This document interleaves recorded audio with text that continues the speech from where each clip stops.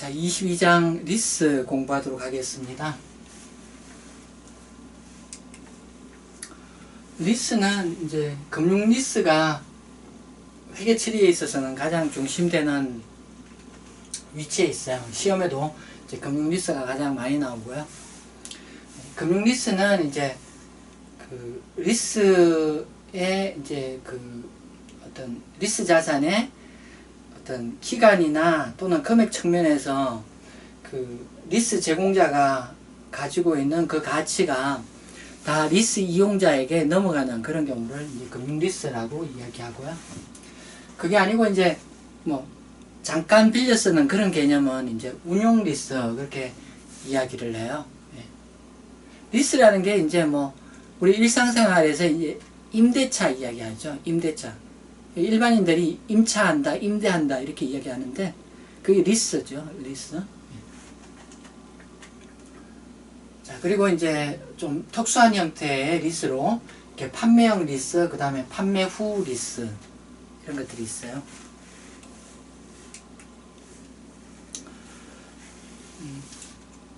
우리나라 리스 이용을 보면은 굉장히 이렇게 다양한 산업들에서 이제 그 리스를 이용하는데요. 가령 예를 들어서 이제 대한항공이나 아시아나항공 재무제표를 보면은 그 항공회사들의 아주 중요한 자산이 항공기하고 그 다음에 항공기 엔진이거든요. 근데 이런 자산들이 대부분 리스로 이용하고 있는 것을 확인할 수가 있어요. 그리고 우리나라 산업 전체에서 금액 측면에서 가장 리스가 많이 이용되는 부분이 자동차예요. 기업들은 자동차를 리스 회사에서 이렇게 빌려서 이렇게 사용하는, 그래서 뭐 임원용 이렇게 뭐 에쿠스다 이런 것들 그 리스 회사에서 빌려서 사용하는 경우가 자주 있죠. 그래서 우리나라 그 리스 회사 가운데 이제 그 자동차 리스를 가장 많이 하는 회사가 이제 현대캐피탈이다 이렇게 생각되는데요. 가령 이제 현대캐피탈이다.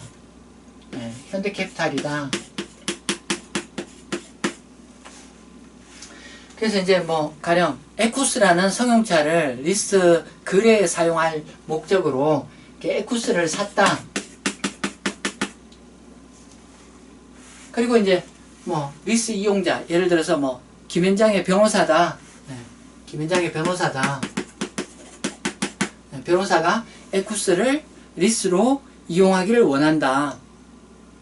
그럼 계약서를 쓰겠죠. 그래서 그 계약서에는 변호사가 뭐 몇 년 동안 사용할 건지, 가령 뭐 3년 동안 사용한다. 그 다음에 이제 리스가 끝나면은 이 에쿠스를 뭐 어떻게 할 건지 뭐 등등 여러 가지 조항들이 계약서에 들어가겠죠. 그리고 이제 리스료를 이제 그 뭐 얼마를 납부한다 이렇게 계약서 조항에 적혀질 거고요. 거기 리스료를 납부하는 대가로 이 변호사는 이제 이 에쿠스 사용권을 넘겨받게 되죠. 그래서 소유권은 계속 이제 이 현대캐피탈이 갖고 있으면서 변호사는 그 에쿠스 사용권만 이렇게 가지고 있게 되겠어요. 그리고 이런 그 이게 만약에 이제 장기로 거래가 된 거다. 가령 이제 에쿠스 내용 연수가 뭐 예를 들어서 몇 년인지 잘 모르겠는데 내용 연수가 5년인데 변호사가 5년간 그 에쿠스를 사용하기로 계약을 했다라고 하면은 이 거래는 할부 판매 거래. 변호사가 에쿠스를 할부로 취득한 거래하고 차이가 있어서는 안 될 거예요. 왜냐하면 내용이 똑같죠. 내용 연수가 5년인데 그걸 리스 계약으로 5년간 이용한다 이렇게 계약을 하는 거나 내용 연수가 5년인 그 에쿠스를 이렇게 할부 형식으로 취득하는 거나 뭐 다를 게 뭐가 있어요. 돈 흐름도 아마 거의 똑같을 거고 5년 사용한다는 것도 똑같을 거고 그래서 다를 게 없는 거죠. 그래서 회계 처리가 두 개가 달라지면 안 되겠다. 두 개가 같아야 되겠다. 그래서 공부를 해보시면 알겠지만은 이런 이제 장기 리스 거래는 기본적으로 할부 판매로 자산을 취득한 거하고 회계 처리가 똑같이 되는 것을 이제 볼 수가 있으실 거예요.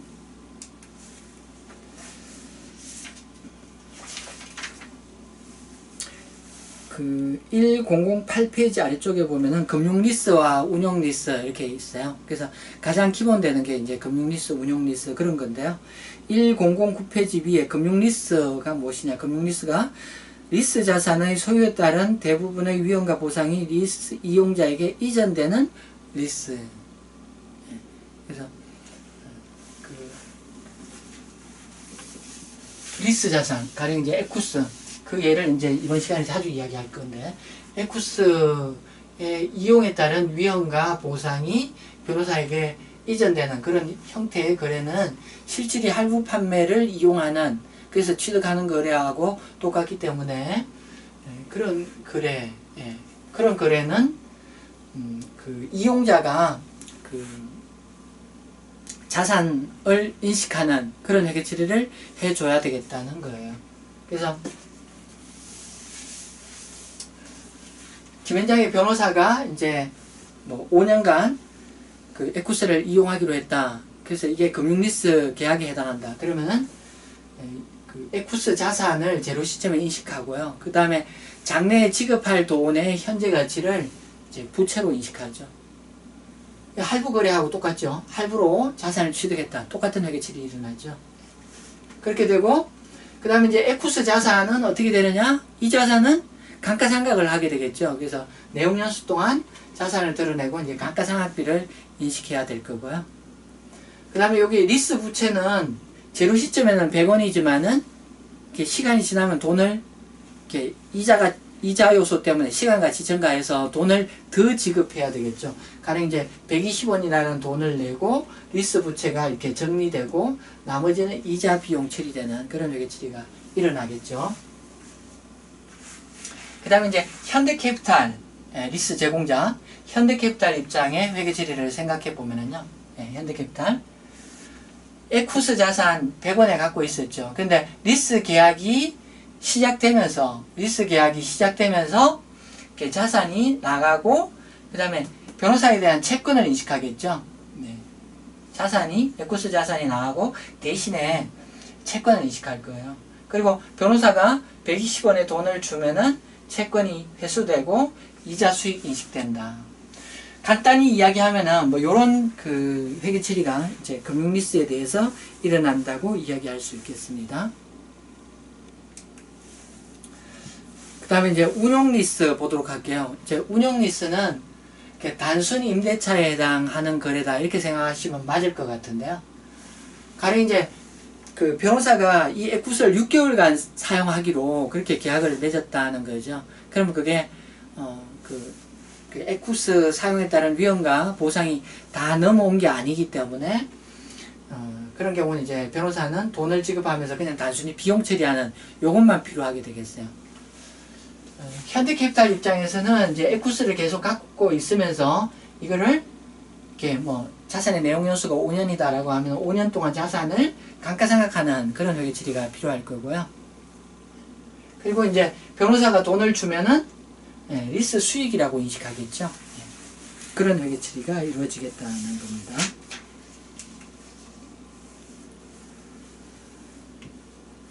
(1011페이지에) 보면은 리스 제공자의 현금 흐름 해가지고 리스 제공자의 리스 순투자라고 있어요. 거기 이제 첫 번째, 두 번째 줄에 줄을 쳤으면 좋겠는데 거기 중간부터 리스 제공자의 금융리스에서 리스 제공자의 순투자는 리스 자산의 공정가치와 리스 개설 직접 원가의 합계 금액이다.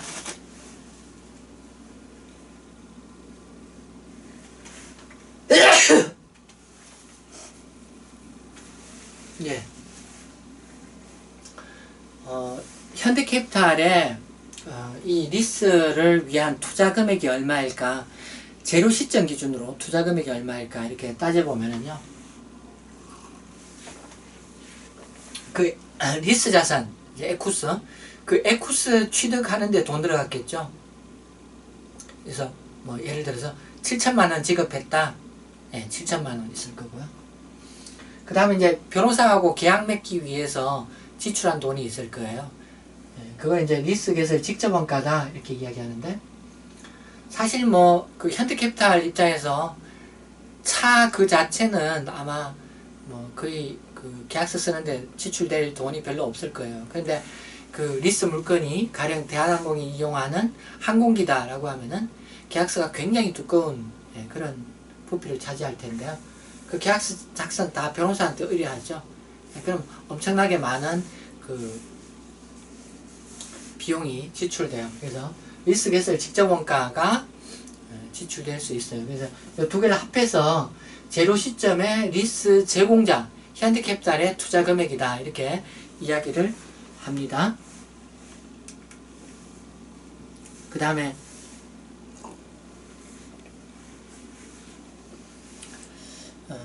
그리고 이제 리스 제공자 현대캐피탈의 현금 흐름이 어떻게 되느냐. 일단 기본적으로 이제 가령 이제 김인장의 변호사한테 이 에쿠스를 3년간 빌려주는 계약을 했다라고 하면은 그 3년 동안 주기적으로 리스료를 받게 되죠. 그래서 가령 이제 뭐 그 계약의 형태가 그 3년간 매월 리스료를 받는다. 뭐 이렇게 계약을 할 수도 있을 거고요. 또는 뭐 분기별로 한 번씩 리스료를 받는다. 이런 계약이 있을 수도 있고요. 또는 매년 말 뭐 리스료를 한 번씩 받는다. 이렇게 계약이 맺어질 수도 있겠죠. 그거를 정기 리스료라고 해요. 규칙적으로 똑같은 금액을 받기 때문에 정기 리스료 이렇게 이야기하고요. 그리고 이제 그 리스 기간, 가령 이제 3년이라고 했을 때 그 3년이 되었을 때 그 에쿠스를 어떻게 처리할 것이냐, 에쿠스를 어떻게 처리할 것이냐, 뭐 여러 가지 방법이 있을 수 있는데요. 가장 단순한 형태는 3년이 되는 시점에 그 에쿠스를 변호사한테 돈 받고 판다 이런 약정을 할 수가 있어요. 그 이제 소유권 이전 약정을 할 수도 한다 이렇게 이야기하는 거죠. 그래서 3년이 되는 시점에 뭐 돈 뭐 예를 들어서 뭐 몇천만 원을 받고 그 에쿠스를 변호사한테 넘겨준다 이렇게 약정을 할 수 있겠어요. 그래서 그런 경우에 현대캐피탈의 현금 흐름은 정기 리스료 하고 소유권 이전 약정액, 요게 현대캐피탈이 얻게 되는 캐시가 되겠죠. 그래서 이렇게 계약 맺는 경우, 그 다음에 두 번째로 계약 형태를 좀 달리 해가지고 정기 리스료 3년간 쭉 받고 나서 상대방에게 연가 구매 선택권이라는 것을 부여해서 행사하도록 하는 그런 계약을 맺을 수도 있겠어요. 요거하고 다른 계약이에요. 계약이 요렇게 가든지 또는 요렇게 가든지 둘 다 병행이 되는 그런 계약은 아니고요. 계약서에 요것도 들어가 있고 요것도 들어가 있고 그런 건 아니에요. 요렇게 가든지 또는 계약서를 요렇게 조항을 쓰든지, 그래서 요렇게 써서 연가 구매 선택권이라는 거를 3년 되는 시점에 변호사가 행사할 수 있도록 하는 그런 약정을 맺을 수도 있겠어요. 연가 구매 선택권이라는 건 뭐냐 하면은 리스 이용자가 현저히 낮은 대가로 자산 구매를 선택할 수 있는 권리가 연가 구매 선택권이에요. 영어로 Bargain Purchase Option 해서 BPO다 이렇게 이야기해요. 요거하고 뭐가 다르냐? 이게 연가 구매 선택권이거든요. 그래서 현저하게 낮은 금액으로 뭐 가령 이제 500만 원에 3년 후 500만 원의 에쿠스를 변호사가 인수하기로 한다. 이렇게 약정을 맺는 그런 형태가 연가 구매 선택권이 있는 약정이 되겠어요. 금액으로 비교하면 얘가 더 낮은 거죠. 그럼 얘가 변호사한테 유리하냐? 그건 아니에요. 얘가 들어가 있으면 이 둘 비교하면 정기 리스료는 얘가 더 비싼 금액이 될 거예요. 요 둘만 비교하면 얘가 더 큰 금액이지만은 요 정기 리스료 둘 비교하면은 요렇게 맺는 게 더 낮은 금액을 정기 리스료로 낼 수 있다는 거죠. 그래서 뭐 어느 한쪽이 이득이다 그렇게 이야기할 수 있는 건 아니죠. 그래서 여기 이제 두 번째 BPO 조항을 계약서에 넣는 그런 형태의 계약서다라고 하면은 그 BPO는 반드시 행사된다. 일반적으로 그렇게 기대를 해요. 왜냐하면은 뭐 500만 원에 산다는 조건이니까 뭐 그저나 다름없는 거죠. 그러니까 반드시 행사될 것이다 이렇게 기대하는 게 일반적이에요. 그래서 그렇게 계약이 맺어질 수도 있겠고요. 요 두 개의 계약은 기본적으로 변호사한테 자산이 넘어가는 것을 가정하고 있죠. 3년이 되는 시점에 변호사가 에쿠스를 가져간다. 그런 형태로 지금 계약이 맺어진 거죠. 근데 계약의 형태가 3년이 되는 시점에 그 에쿠스를 현대캐피탈이 다시 가져온다. 이렇게 계약서가 쓰여질 수도 있겠어요. 그래서 그런 경우 리스 자산을 반환한다. 이렇게 이야기하는데요. 3년 후에 에쿠스를 현대캐피탈에 반환한다 라고 하면은 계약서에 그게 좀 특별한 규정이 들어가야 되는데 보정잔존가치라는 규정이 계약서에 들어가야 돼요. 여기 보정잔존가치라는 요 규정이 계약서에 들어갈 필요가 있어요. 그래서 보정잔존가치가 무엇이냐? 보정잔존가치가 무엇이냐? 거기 1012페이지에 밑에서 5번째 줄 끝에 보정잔존가치라는 말 있죠. 거기 줄 그었으면 좋겠는데요. 보정잔존가치는 리스 계약 종료 시점에 리스 제공자가 회수할 잔존가치를 보정하는 부분. 그래서 뭐 누가 보정하든지 상관없이 보정잔존가치가 무엇이냐? 리스 계약이 끝났을 때 리스 제공자 현대캐피탈이 회수할 금액을 보정받는 그런 거를 이야기하는 거예요. 그래서 리스 제공자, 얘가 이제 현대캐피탈이에요. 그래서 현대캐피탈 입장에서 보정은 뭐 여러 방법을 뭐 이용할 수 있겠죠. 가령 이제 변호사가 너가 뭐 예를 들어서 보정잔존 가치가 3천만 원이다. 3천만 원이다. 그래서 3천만 원 3년이 되는 시점에 만약 이 에쿠스의 가치가 3천만 원이 되지 않으면 너가 다 물어내는 걸로 해라. 이렇게 계약서를 쓸 수 있다는 거죠. 그러면 그게 보정잔존 가치라고 이야기해요. 보정잔존 가치 이 금액을 크게 하면은 리스료가 좀 저렴해질 거고요. 보정잔존 가치가 좀 낮으면은 리스료는 높아질 거고요. 보정잔존 가치를 일반적으로 이렇게 넣게 되면은 아무래도 이 리스 이용자가 이 에쿠스를 좀 조심스럽게 몰게 돼서 리스 자산이 보호되는 그런 측면이 있겠죠. 근데 현대캐피탈 입장에서 변호사가 이걸 보정해도 되지만은 이 변호사의 특수관계자가 보정해도 될 거고요. 그 다음에 그런 형태가 아니라 보정보험에 가서 보험증권을 끊어와라.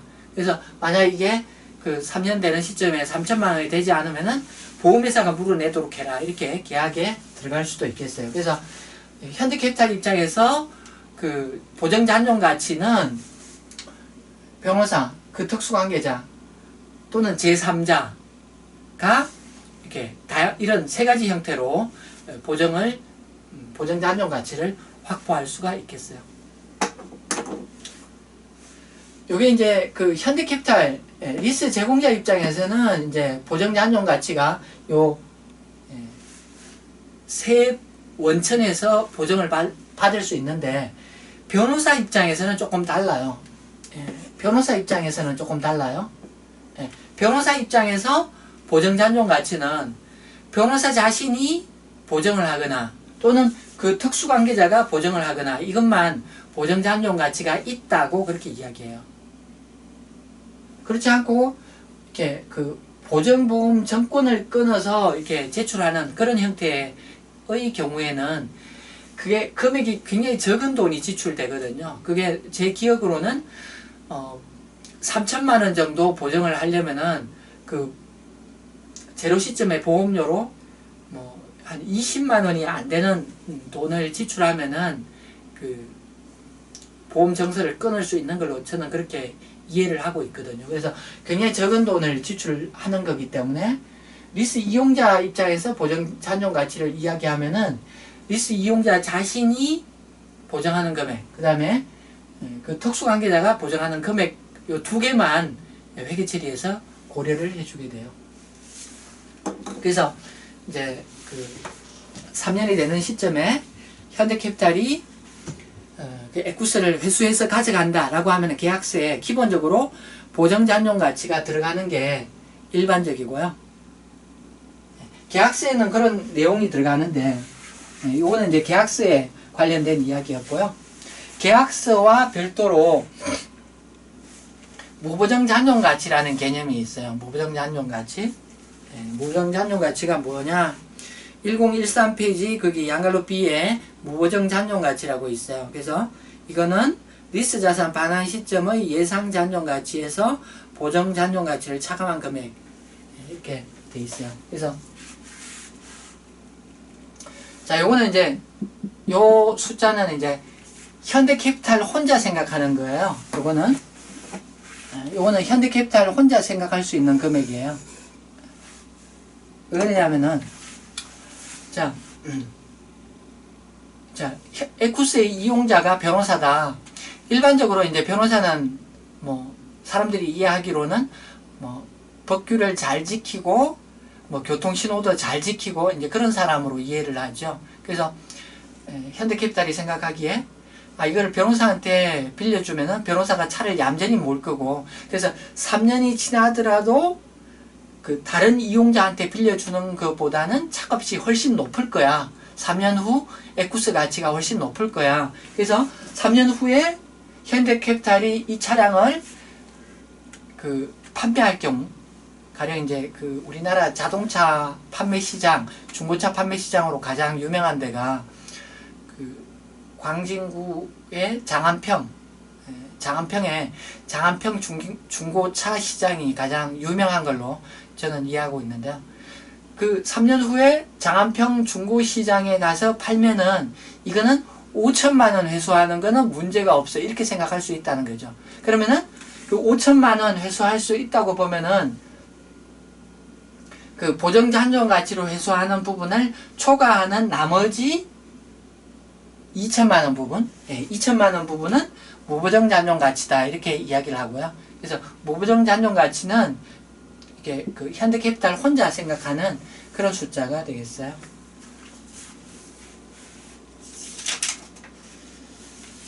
자, 그리고요.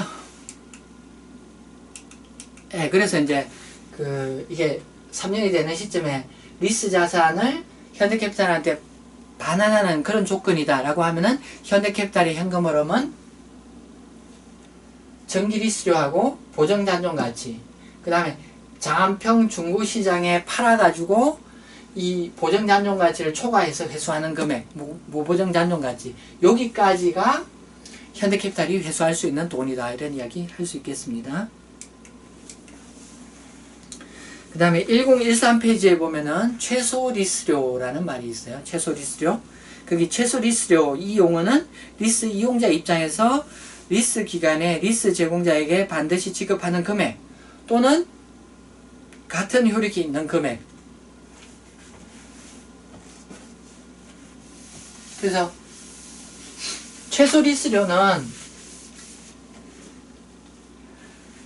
리스 이용자, 그러니까 변호사가 반드시 지급하는 금액 또는 그 금액하고 같은 효력이 있는 자산을 의미해요. 그래서 계약 유형에 따라 다른 거죠. 그래서 계약서 유형이 소유권 이전 조건이다 라고 하면은 정기리수료, 그 다음에 그 소유권 이전 대가, 그 다음에 BPO 행사 조건이 들어가 있는 계약서다 라고 하면은 정기리수료, 그리고 이 BPO 행사 금액, 그 다음에 리스 자산을 반환받는, 현대캐피탈이 3년 되는 시점에 반환받는 조건이다.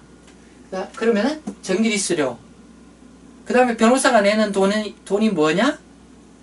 돈 또는 돈하고 같은 의미를 갖고 있는 게 보정잔존 가치죠. 그게 만약 이제 그 3천만 원이 되지 않으면은 변호사가 나머지 금액 3천만 원에 미달하는 돈은 채워 넣어야 되죠. 그러니까 결국은 그 보정잔존 가치는 결국 변호사가 내는 돈하고 똑같은 의미를 갖고 있어요. 그래서 반환 조건인 경우는 정기리수료하고 보정잔존 가치, 이 두 개의 합계가 변호사 호주머니에서 나가는 돈이다, 이런 이야기 할 수 있겠고요.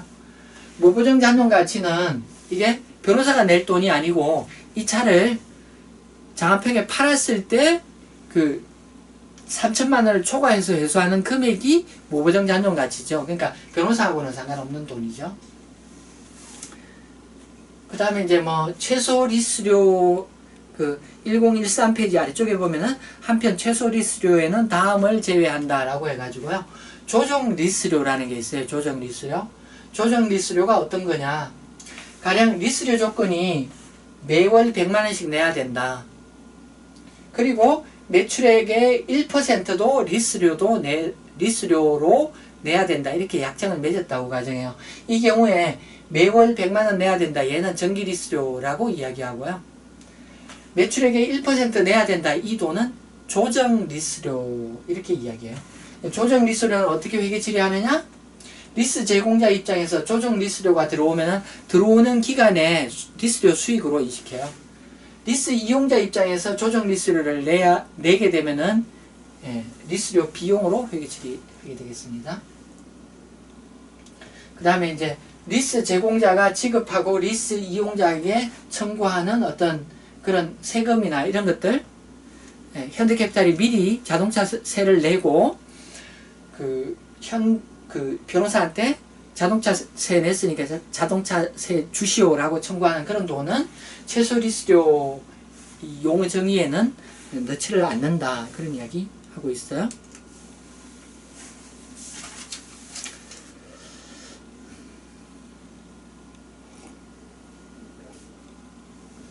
(1014페이지에) 보면은 거기 이제 리스 총투자라는 말이 있어요. 그래서 리스 총투자, 그러니까 방금 전에 이제 제로 시점 투자액인 리스 순투자를 봤고요. 그 리스 개시 이후에 리스 제공자 현대캐피탈이 회수하는 돈을 리스 총투자라고 이야기하고요.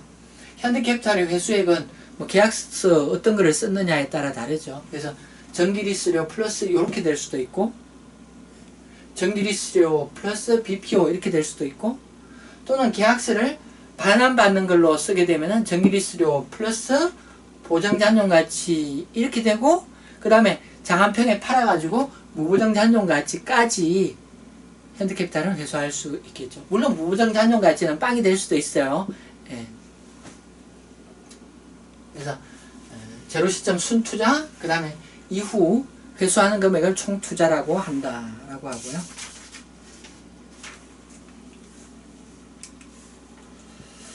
그 다음에 1014페이지 아래쪽에 보면은 리스 제공자의 이익 해가지고요. 리스 제공자의 이익 해가지고 금융리스에서 리스 총투자와 순투자의 차이 금액이 리스 기간 동안 인식할 현대캐피탈의 이자 수익이에요. 현대캐피탈은 이자 수익에 이라는 수익만 발생하는 거죠. 수익만. 이자 수익이라는 수익만 발생하는 거죠. 이자 수익은 제로 시점 순투자 이후 총투자 양자의 차이가 결국은 리스 기간 동안 현대캐피탈이 인식해야 될 수익이 되고요. 그런데 거기 방금 읽었던 거기 다음 줄에 보면은 리스 총투자와 리스 순투자를 일치시키는 할인율을 내재 이자율이라 한다. 이렇게 되어 있어요. 내재 이자율. 요 식은 이제 뒤에 다시 나오니까 여기 첫 번째 거 하나만 보도록 할게요. 그래서 뭐 소유권 이전 약정을 했다. 그럼 이제 제로 시점 투자액하고 이후 회수액들이 이렇게 있겠죠. 근데 이건 이후 회수액은 화폐 시간 가치 고려해서 이게 현가 계산해 줘야 되겠죠. 이럴 때 이렇게 순투자와 총투자를 일치시키는 이퀄시키는 요 R 엑셀로 구하면 구할 수 있겠죠. 이 R을 내재 이자율이라고 한다. 이렇게 내재 이자율이라고 한다. 내재 이자율 앞에서 우리가 이제 유효 이자율 이런 용어도 등장했는데 같은 의미예요. 내재 이자율, 유효 이자율 같은 뜻으로 생각하면 되겠고요.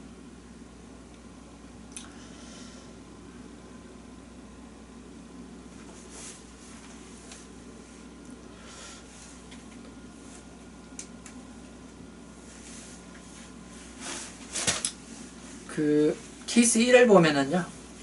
케이스 1을 보면은 C캐피탈의 리스 준비 중인 항공기에 대한 리스 순투자는 다음과 같다. 이렇게 되어 있어요. 그래서 제로 시점 투자액이 이제 그 두 개 합해서 10만원이죠. 10만원. 질문은 뭐 전기리수료를 구하시오 이런 건데요. 그래서 제로 시점 투자액이 10만원이에요. 예. 그 다음에 이후 회수액이 뭐 전기리수료가 있는데 지금 리스 기간이 3년간 매년 말 리수료를 회수하는 거라고 이야기해요. 그래서 전기리수료를 매년 말 받는다는 거죠. 예. 이렇게 받는다는 거죠. 그 다음에 마지막에 연가 구매 선택권 5,000원 부여해서 얘가 이제 행사될 걸로 이렇게 넣으면 될 거고요. 그래서 여기서 질문하는 게 이제 전기 리수료를 구해야 되는데요. 할인율은 뭐 10%다, 내재이자율이 10%다 이렇게 주어져 있어요. 그러면 요거를 만족시키는 양자가 이퀄 되도록 이렇게 놓으면 되겠죠.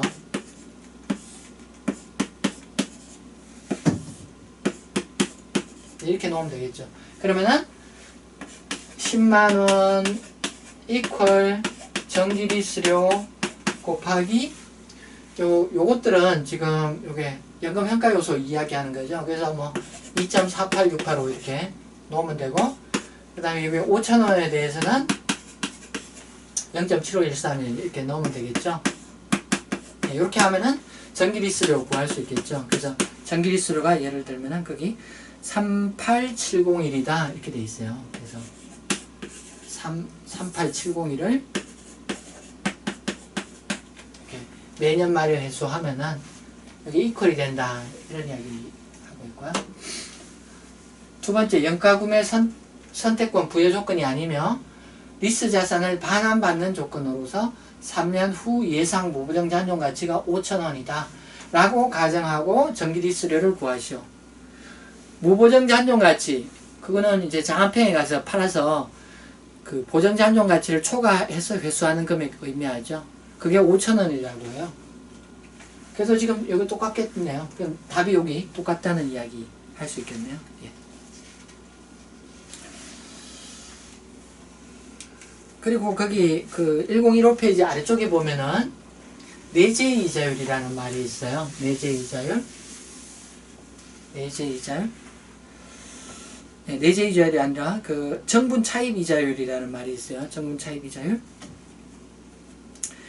네, 리스 이용자도 리스 제공자의 내재이자율을 할인율로 사용하는데, 만약 리스 제공자의 내재이자율을 알 수 없는 경우에는 리스 이용자의 정분 차입 이자율을 적용한다. 리스 이용자도 이게 시간가치 문제 때문에 할인율이 필요하거든요. 그래서 그 할인율을 무엇을 적용하느냐? 그래서 내재이자율을 기본적으로 적용해야 돼요. 내재이자율을. 리스 이용자도 리스 제공자한테 물어봐야 돼요. 내재이자율이 몇 %냐 이렇게 확인을 해야 돼요. 근데 리스 제공자가 그 할인율을 비밀로 하는 경우가 있어요. 가령 이제 우리나라 그 벤처 값이 이제 그 세계적으로 좀 상당히 비싼데 그 이야기는 가령 이제 가령 이제 리스로 이용하는 경우 그 벤처를 리스로 제공하는 회사의 내재이자율이 상당히 높을 경우에 그 전기리수료가 상당히 높게 나오는 그런 결과가 되겠죠. 그럼 전기리수료가 너무 높게 나오면은, 그래서 내재이자율이 굉장히 높으면은 그거를 리스 이용자가 알면 기분이 나쁘죠. 그래서 리스 이용자한테 비밀로 한다는 거죠. 그러면은 리스 이용자 회계 처리 어떻게 하느냐? 그럴 때는 정분 차입 이자율 적용해라 이렇게 돼 있어요. 그래서 정분 차입 이자율이 무엇이냐? 가령 그 벤처를 사기 위해서 은행에 가서 돈을 빌린다라고 하면은 은행에 지급해야 되는 돈이 있죠.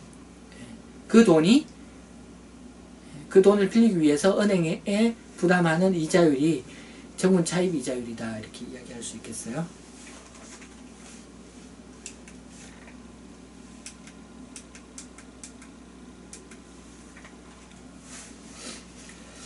어,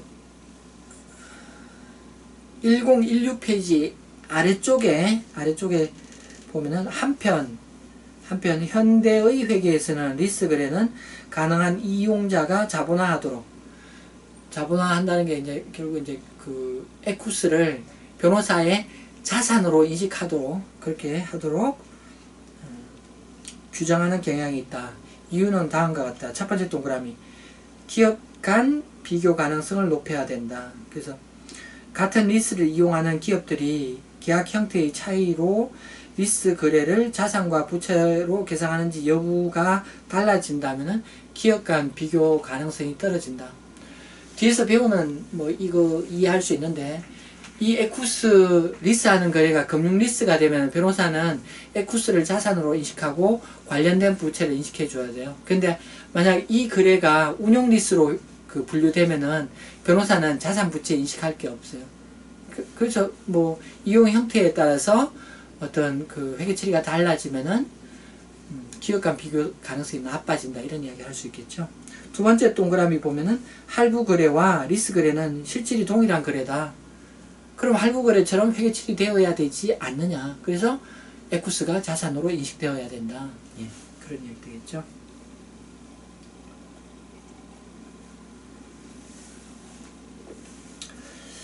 어, 1017페이지에 보면은 앞에서 이제 그 리스 자산의 위험과 보상이 이용자에게 넘어가면은 이용자가 금융 리스로서 자산과 부채를 인식해야 된다라고 이야기했는데, 그 리스와 관련, 리스 이용과 관련한 효익은 뭐가 있을까요?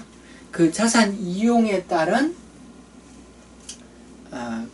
그게 가장 큰 가치라고 이야기할 수 있겠죠. 그 다음에 그 자산 이용에 따른 위험은 어떤 게 있을까요? 자산 이용하면 자산 가치가 떨어지죠. 그런 것들이 위험이다, 이렇게 이야기할 수 있겠죠. 자, 1017페이지 거기 표가 있고 아래쪽에 리스 자산의 소유에 따른 위험과 보상의 대부분을 이전하는 리스는 금융 리스로 분류한다, 이렇게 돼 있고요. 일반적으로 리스 계약이 다음 중 하나에 해당하면 자산에 대한 위험과 보상이 대부분 이전되는 것으로 보아 금융 리스로 분류한다, 이렇게. 예.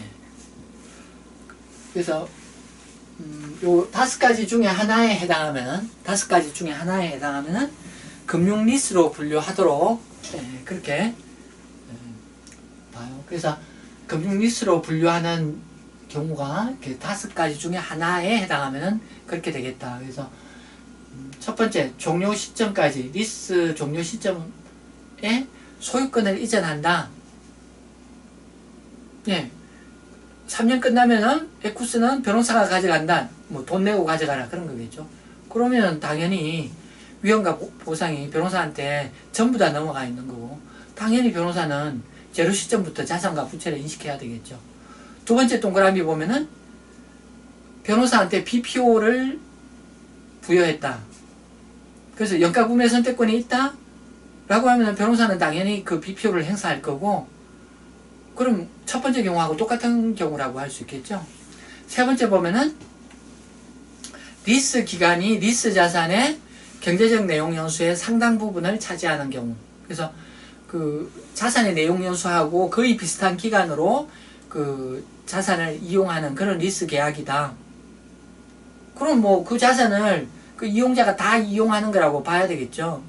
그럼 당연히 그 이용자가 자산 부채를 제로 시점부터 인식해야 된다, 이야기할 수 있겠죠.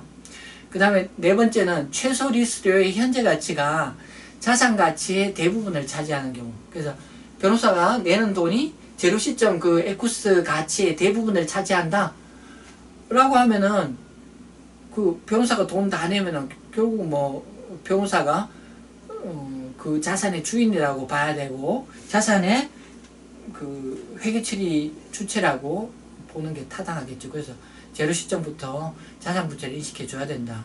뭐 이의가 없는 이야기죠. 그 다음에 5번째, 범용성이 없는 자산. 그 이런 자동차는 이제 범용성이 있다, 이렇게 이야기할 수 있겠지만은 뭐 기업들이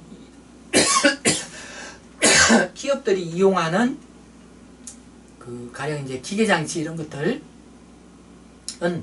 특수한 형태로 제작되는 경우가 많아서 그 기업만 이용할 수 있고 다른 기업은 쓸모가 없는 경우가 있어요. 그런 경우는 계약이 그 리스 회사가 그 이용자에게서 그 리스 자산에 투자된 돈을 다 이렇게 회수할 계약을 맺겠죠.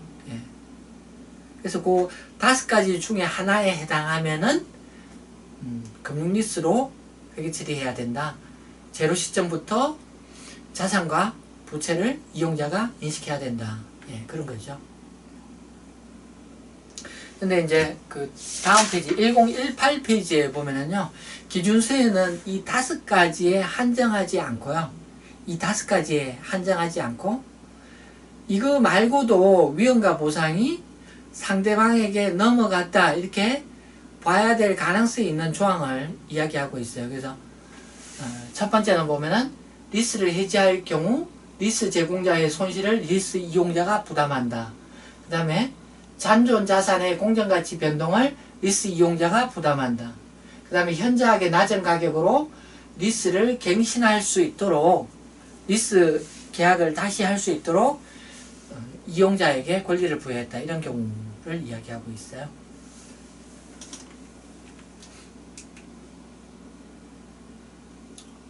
그리고 이제 요 5가지 또는 3가지 되면은 이제 금융리스에 해당할 가능성이 있는데 금융리스에 해당하지 않으면은 그냥 그 단순한 임대차로 봐서 운용리스 회계 처리하면 되고요. 운용리스는 그냥 월세 내듯이 회계 처리하면 돼요. 월세. 그래서 낼 때 비용 처리하는 그런 회계 처리를 하면 되는 거죠. 그 다음에 1018 페이지에 보면은 리스 분류 변경이라고 있어요. 리스 분류 변경.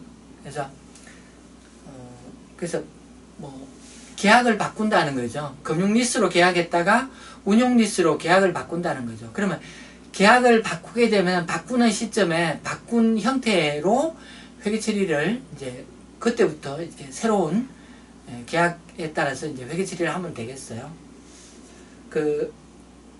거기 첫 번째 땡에 보면은 가령 최초 금융리스로 분류하였다가 리스 기간 중에 리스 조건의 변경에 합의하였는데 운용리스로 분류된다면 그때부터 운용리스를 적용한다. 뭐 간단한 이야기죠. 네.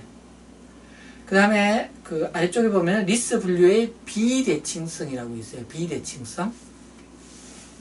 무슨 말이냐 하면은 가령 그 에쿠스 이용과 관련해서 현대캐피탈은 얘를 금융리스로 봤어요. 그래서 금융리스로 회계 처리했어요. 그런데 이게 그 변호사도 금융리스로 봐서 금융리스 회계 처리하느냐? 대부분 그렇지만 꼭 그렇지는 않아요. 그래서 가령 예를 들어서 변호사는 이걸 운용리스로 해석해야 되는 그런 경우가 있어요. 그래서 서로 리스 분류가 달라지는 경우를 이제 비대칭성이다. 그런 경우가 있어요.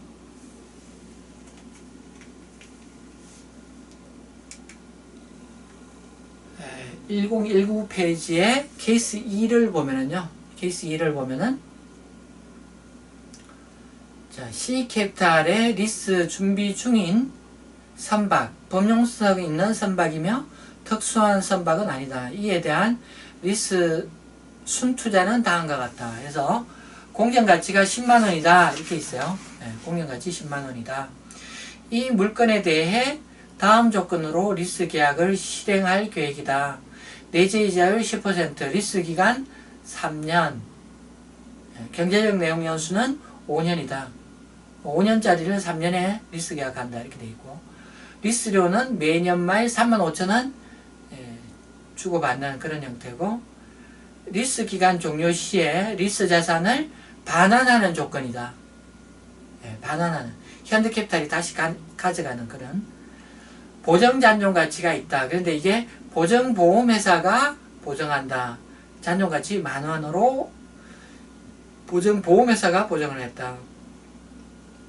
자, 요구사항에 보면은 이 문제에서 리스 기간이 경제적 내용 연수의 상당 부분 차지하는지 여부는 리스 기간이 경제적 내용 연수의 75% 이상인지 여부로 판단한다. 이렇게 돼 있고요. 근데 지금 어떻게 돼요? 75% 넘나요? 내용연수 5년 가운데 리스 3년이면 60%죠. 그러니까 지금 여기 75%에 해당해가지고 금융리스에 분류될 거는 아니다. 이렇게 이야기할 수 있겠죠. 그리고 최소 리스료가 공정가치의 대부분을 차지하는지 여부는 최소 리스료의 현재 가치가 공정가치의 90% 이상인지 여부로 판단한다. 이거는 계산해 봐야 되겠고요. 그래서 리스 제공자 입장에서 이게 금융리스냐 운용리스냐, 그리고 리스 이용자 입장에서는 또 금융리스 운용리스 어떻게 되느냐. 자, 소유권 이전 약정 없어요. 그래서 금융리스 아니죠. 연가구매 선택권 없어요. 금융리스 아니죠. 이쪽도 마찬가지예요. 자, 내용연수 5년인데 리스 기간 3년이에요. 그래서 75% 넘어야 된다. 거기 해당이 없어요. 특수한 자산이냐? 특수한 자산이 아니라 범용성 있는 자산이라고 했죠. 그래서 해당 사항이 없어요. 여기 최소 리스료의 현재 가치가 공정 가치의 90%를 넘느냐, 이것만 계산해 보면 되는데요. 자, 리스 제공자 입장에서 최소 리스료 계산하면 최소 리스료 매년 말 35,000원, 그 다음에 여기 보정잔존 가치 10,000원, 그래서 35,000원에 매년 말 3년간 받으니까 이걸 뭐 2.48685 이렇게 곱해주고, 그 다음에 여기 10,000원, 10,000원도 들어오는 걸로 봐야 되겠죠. 곱하기 0.7513에 이게 90%를 넘느냐? 뭐 기준으로? 제로 시점 공정가치 10만원 기준으로. 10만원 기준으로 90% 넘죠. 90% 넘어요. 그러면 이건 리스 제공자에게 금융리스에 해당한다. 이렇게. 금융리스에 해당한다. 이렇게. 왜냐하면은 요 최소 리스료의 현재 가치가 90%를 넘으니까 리스 제공자는 이거를 금융리스 회계 처리해야 된다. 이렇게 이야기할 수 있겠죠. 근데 리스 이용자는 어떠냐? 리스 이용자 입장에서 35,000원, 이거 뭐 2.48 어쩌고저쩌고 현가 계산해 줘야 되겠죠. 그 다음에 여기 보정잔존 가치 10,000원이라는 게 이게 보정보험이 보정한 거다. 이렇게 이야기를 하고 있어요. 근데 보정보험이 보정한 거는 보정잔존 가치로 이용자 입장에서는 보질 않죠. 이용자 입장에서는 보지 않아요. 그래서 요것만 봐야 되는데 이게 90%를 넘느냐? 90% 넘지 않아요. 넘지 않으면 다 X이기 때문에 리스 이용자 입장에서는 운용 리스로 봐야 된다. 이게 답이 되겠어요. 여기까지 해가지고 이제 제 1절을 봤고요. 예.